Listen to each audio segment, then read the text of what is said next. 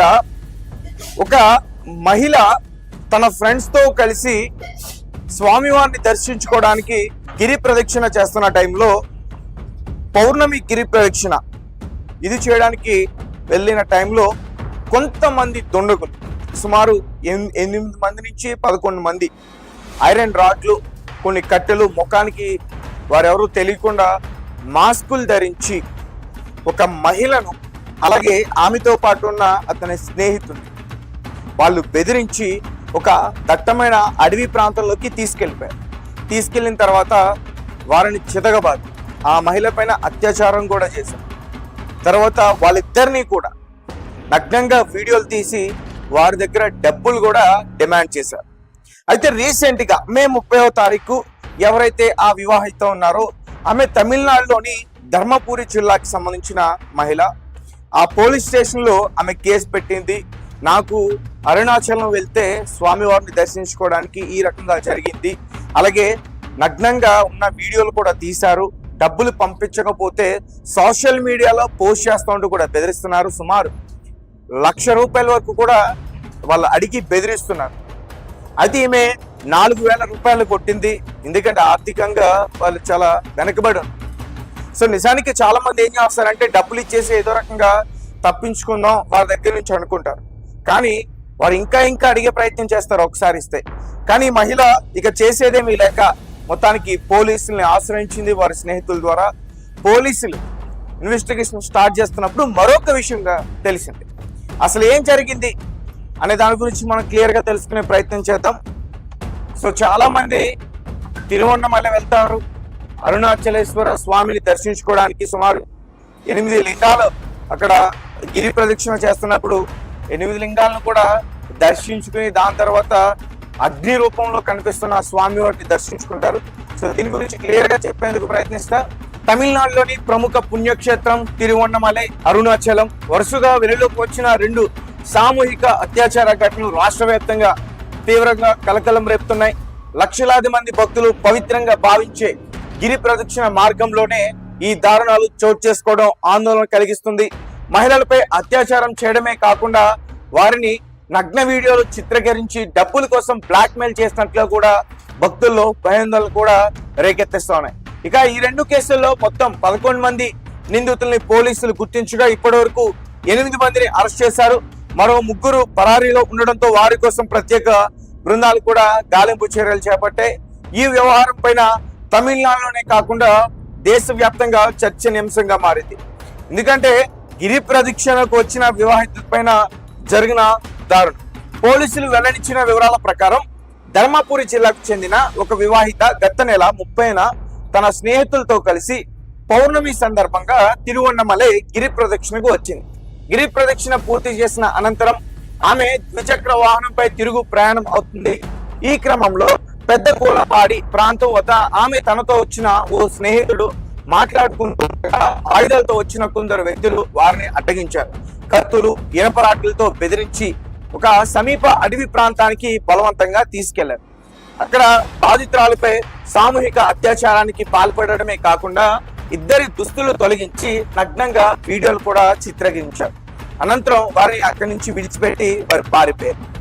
అయితే వీడియో తీసిన తర్వాత వారు వెళ్ళిపోయిన తర్వాత బ్లాక్ మెయిల్ చేశారు. ఘటన జరిగిన మరుసటి రోజే నిందితులు బాధితురాలకి వీడియోలు పంపించి వాటిని సోషల్ మీడియాలో వైరల్ చేస్తామని బెదిరించారు.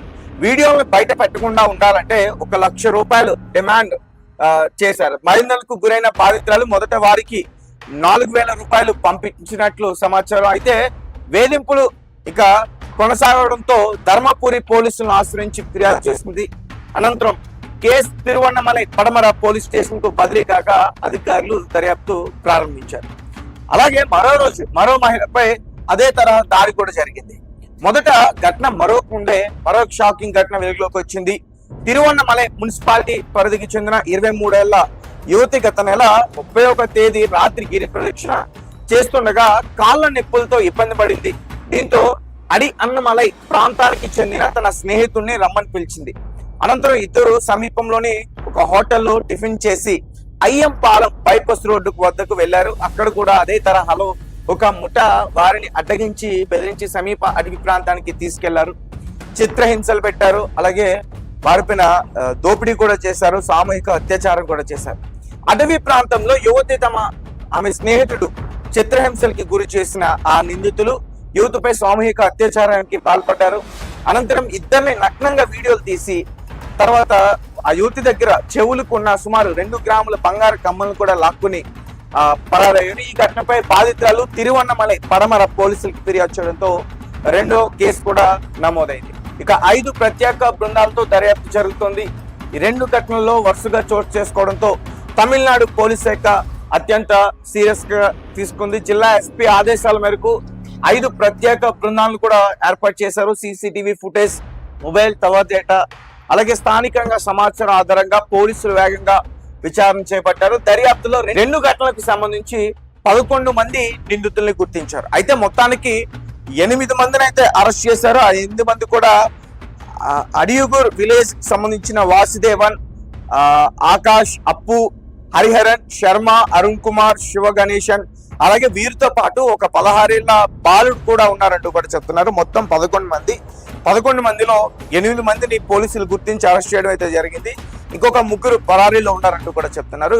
వీరు ఎవరైతే అక్కడ స్వామివారిని గిరి ప్రదక్షిణ అయిపోయిన తర్వాత దర్శనం చేసుకుని తిరిగి వస్తున్నారో వారిని టార్గెట్ చేసుకుని వారిని బెదిరించి వారి దగ్గర డబ్బులు తీసుకోవడం, లేదంటే వారి దగ్గర విలువైన వస్తువులు ఏమైనా ఉంటే అవి తీసుకోవటం, బంగారు ఉంటే వారి దగ్గర దోపిడీ చేయడం, ఒకవేళ వారు రివర్స్ అయ్యి వారితో కొట్లాట కనుక చేయడానికి ప్రయత్నిస్తే వీరందరూ కూడా ఎక్కువగా ఉన్నారు కాబట్టి బెదిరించి వారి దగ్గర ఉన్న ఏదైతే ఆయుధాలు ఉన్నాయో వారిపైన దాడి చేసి ఒక అటవీ ప్రాంతంలోకి తీసుకెళ్లి అక్కడ వారిని చిత్రహింసలు పెట్టి కొట్టి వదిలేసి పారిపోవడము, లేదంటే వారి దగ్గర డబ్బులు ఎలా అయినా సరే వసూలు చేయాలని చెప్పి, అంటే మహిళలు అంటే వారి బట్టలు చింపేసి నగ్నంగా వీడియోలు తీసి వారి నెంబర్కి అక్కడి నుంచి వెళ్ళిపోయిన తర్వాత వారి నెంబర్కి వాట్సాప్లో వీడియో పెట్టి మీరు డబ్బులు ఇస్తారా లేదంటే దీన్ని సోషల్ మీడియాలో పోస్ట్ చేయమంటారంటూ కూడా బెదిరించి డబ్బులు కూడా గుంజుకున్న పరిస్థితి.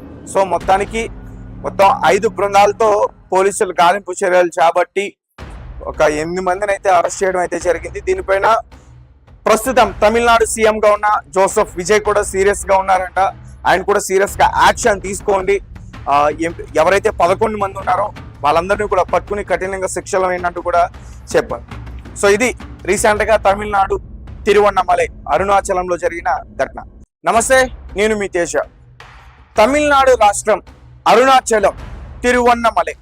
సో ఈ పుణ్యక్షేత్రం గురించి మీ అందరికీ బాగా తెలుసు. రోజు అక్కడ లక్షలాది భక్తులు స్వామివారిని దర్శించుకుంటారు. అయితే ముందుగా చాలా మంది గిరి ప్రదక్షిణ కూడా చేస్తూ ఉంటారు. దాన్ని గిరివలం అని కూడా అంటారు.